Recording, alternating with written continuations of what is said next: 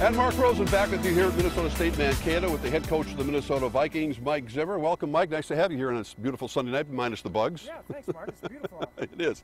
Listen, during our sportscast, we had Xavier Rhodes signing a long-term deal today. He talked a lot about you during his brief news conference today, talking about how you took him under your wing right away and weren't real easy on him, but you said, I know how good you can be, so you must be like a proud papa seeing that develop today. Well, it's nice. You know, Xavier's a terrific person. He's one of those guys that never has a bad day, always got a smile on his face. And, you know, it always makes you feel good when you see guys get better. And then they get, you know, contracts that they deserve. The cornerback position is such a valuable one given the passing game of the National Football League. Vikings haven't had many guys like that. Is he just a prototypical type of size and speed that does fit that bill right now? Have you watched him develop? Yeah, well, actually, he's bigger, you know, than most corners, and he has great size, great strength, great speed. He's learning the game, you know. So we're very fortunate to have him. There aren't many guys when they walk out on the field that are corners that look like him. Well, this is it, the last hurrah in Mankato. You haven't been here long enough to get too sentimental about it. Moving to Egan next year, which seemingly makes all the sense in the world for all the right reasons. And we were talking before we went on the air that training camp used to be 4-6 weeks. Now It's really shrunk a lot. So does it make sense just to make that move right now? Yeah, well, you know, to come down here for 12 or 13 days, you know, you have to move everything. Everybody has to get taken out of their homes and doing all that. So, you know, I just think it's a lot easier to stay at home, be in our facility. You know, it's going to be a terrific place anyway. So I think it'll work out. It'll be great for the fans in the Twin Cities. You know, they can at lunchtime they can come down and watch practice and then leave. Well, it's been a heck of a run here, though. That's for sure. Yeah. My goodness. You always have to be anticipating the unexpected. And my goodness, did you get hit with that last August when Teddy went down and that otherwise benign sort of move that we heard about at training camp, and just like that, the switch had to be flipped. You have to go get a number one quarterback with a #1 draft pick. Yet you start the season 5-0. At that point, did you think you could sustain it looking at that football team? Well, you know, I did. We were playing good. We were playing good on defense. You know, I liked how they were playing. You know, they'd win the close games. They'd do the things we need to win. And then, you know, it just kind of fell apart there at the second half. But, you know, I still look at this as, you know, we have a very talented football team with a lot of really good people, a lot of guys that work hard, that work together, play together, understand the team concept. And, you know, I know everybody remembers the games in December, but, you know, I remember the entire year, and I see these guys work every day. But did the 3-8 finish sort of make everyone sort of refocus on what you still had to improve on, as every team has to go through during the offseason? Well, I think that's part of it. You know, the culture is always, you know, how you finish, you know, the temperature of what your team is. And, you know, I just think that we just didn't win enough games at the end, the close ones especially, you know, the 2 Detroit games. You know, we lost a bad one to Indy and Chicago, Philadelphia. So, you know, we turn those things around, we're going to be okay. Quarterback Sam Bradford does have the advantage of having a full training camp this year, unlike a year ago. What do you know about Sam now that maybe you didn't know when you watched him from a distance as a head coach against him? Well, he's really tough. You know, he took a lot of great shots last year, stood in there, and, you know, I think it was the Green Bay game. He came out with a hand, went back in, and made some terrific throws. He's very, very accurate, throws the ball excellent. You know, people say he doesn't throw the deep ball good, but, you know, he really does. If we give him time, he'll be very good. He is an under-the-radar quarterback. We think of the big-name quarterbacks in the league. And really when it comes down to it, it's how a quarterback in particular, and obviously you have to have a lot of help, how they perform at crunch time. Who's going to take that last shot? How can you tell when you're at camp here, not just with the quarterback, but players in general, which guys are going to perform at that level that you can trust? 70,000 people yelling at you, final drive of a football game. Well, I think I know most of them. You know, most of the defensive guys I have a lot of faith in. But you're right. You know, Sam is a guy that was a #1 draft pick, won the Heisman Trophy.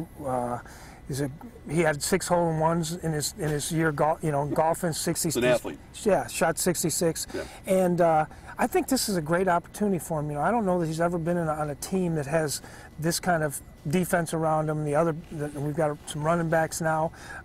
So I think this. But you're right. It's all about winning those games at the end. That's how the quarterbacks are all judged. Speaking of quarterbacks, Teddy Bridgewater, someone that you've been effusive in your praise about him from the moment I think you laid eyes on him, and such an easy guy to root for. How has he pushed through this? Because we know he can't practice right now, and it was a career-threatening kind of injury. Everyone seems to think he will play again, and everyone knows it's going to take some more time. But what have you seen in him and his determination? Well, Teddy, I think, comes from great family. You know, his mom beat breast cancer. He's got great faith in his ability and great faith in being able to come back.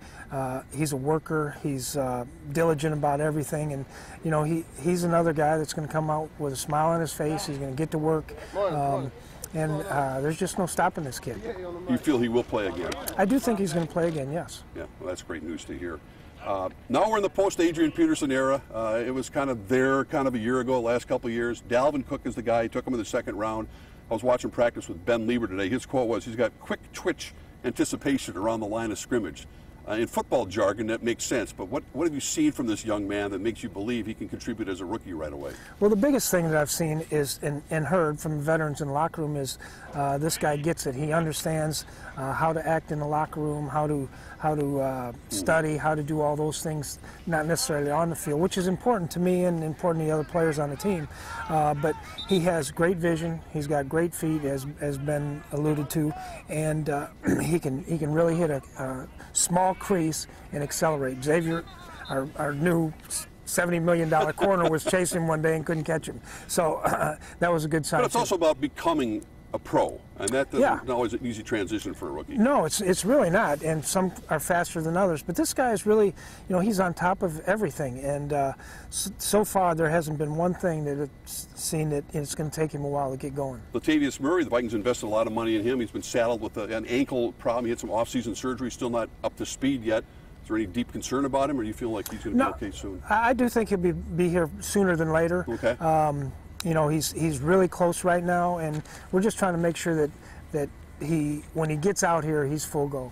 Had to get kind of a program for your offensive line to kind of study the new names. Riley Reef. Now, he's not playing right now. Not right now. What the heck's going on with him?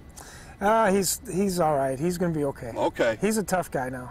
You said you weren't sure when he was coming back. Mike Remmers, Pat Elflein, the rookie. You want to have the same guys in the lineup every week in that offensive line. You don't want to go through that juggling you had a year ago. That was crazy. No, we don't want to do that. But we're hopeful that last year was over and all those things that happened, we have some good luck this year and we go on. Part of the deal was that we had to remake the offensive line. You know, Boone is back. Mike Remmers is one tackle. Riley Reef is the other tackle.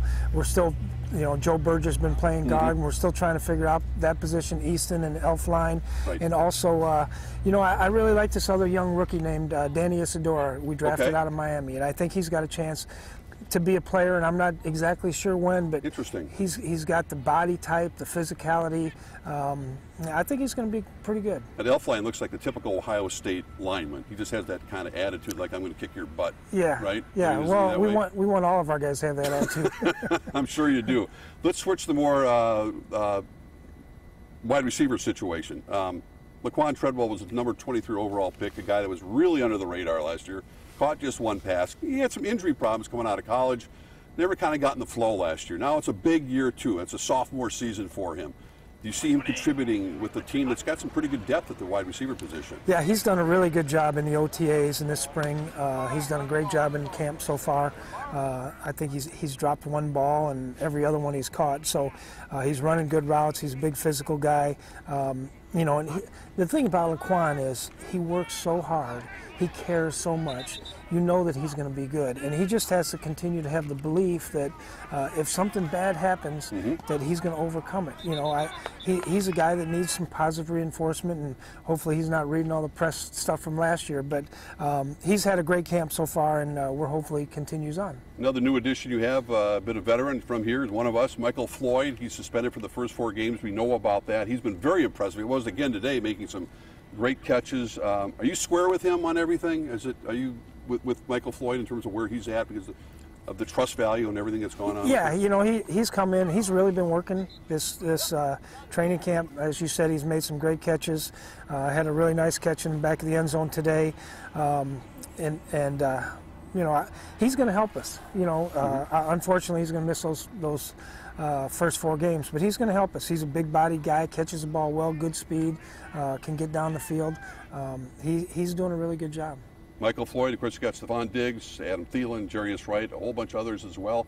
We're going to talk defensive side of the ball, what it's going to take for the Vikings to get back in the playoffs again this year with the head coach right after this. Stay with us.